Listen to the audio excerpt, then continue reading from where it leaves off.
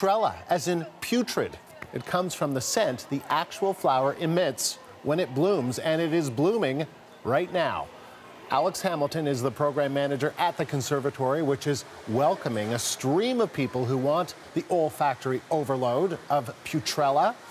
He joins me now from Edmonton. I'm happy that, in a way, that this is not a scratch and sniff television that people have, because it sounds just absolutely awful, has a really bad reputation. So describe what it smells like. Well, thanks for having me, Andrew. The smell has been related to hot garbage on a warm summer day and in a hot garage. A very humid, unpleasant smell. Something that if you walked into your house and it sort of overcame your senses, you really wouldn't want that happening. So I hear that it's called a corpse flower because it smells like a corpse. Is that what people are saying about the smell? You know, that's what people relate it to. I'm very fortunate. I've never smelled a corpse myself, so I can't say for certain that that's what it smells like.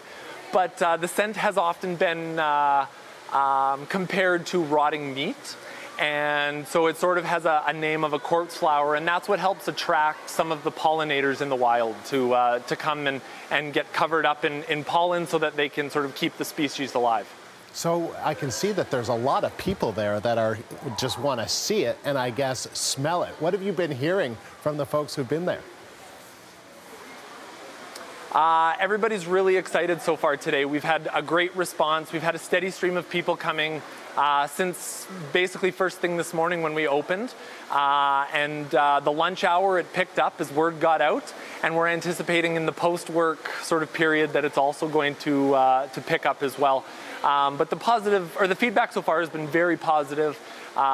We've had no complaints. Last time we didn't have the smell for quite as long, and this time we've trapped it inside the pyramid. So no more complaints about it not smelling this time. All right, so it looks amazing, and it grew, I understand, from nothing in the past 15 days. So how tall is it, and how fast did it actually grow? It's about 6'8" right now, so about the height of an average NBA player. Now it's grown quite a bit. It was growing on average about 4 inches per day when it really hit its peak growth period.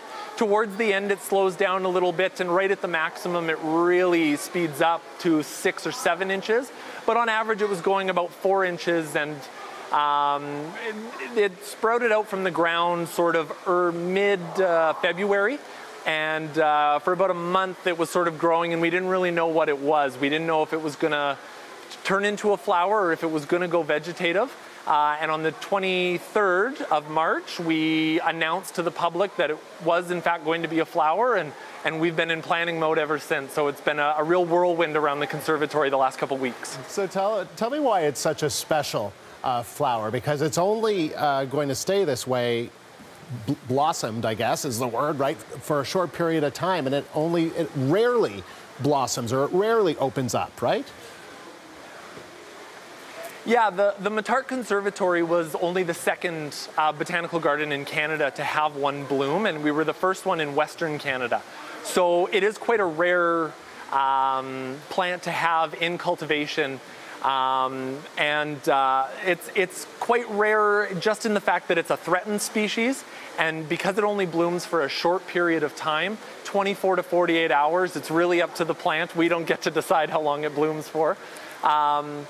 It blooms for such a short period of time that people really don't have they don't have a big window to come out and see it. And so they really, in a lot of cases, drop everything from all over the province, let alone the Edmonton area, sometimes other provinces or some of the northern territories, and they make their way down here to see it because that window is so short. And it's so short that you're actually going to be open 24 hours, right?